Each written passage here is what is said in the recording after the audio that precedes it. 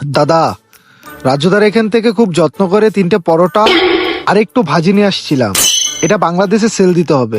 আরে দাদা, বাংলাদেশ অনেক সমস্যা চলছে, ওখানে ঢোকা যাবে না। আজকে পরোটাগুলো সেল দিতে হবে।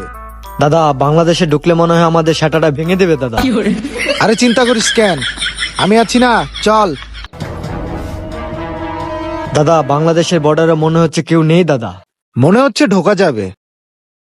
ওই দেখতো বর্ডারে কে ঢুকতেছে। তোরা এনে কি করবার আইসস? দাদা, রাজুদার কিছু পরোটা নিয়ে আসছিলাম আপনাদের জন্য পার্সেল। দাদা, পরোটা ঠিকই থাকবে কিন্তু আপনারা থাকবেন না। কেন দাদা, কি হয়েছে, কোনো সমস্যা? দাদা,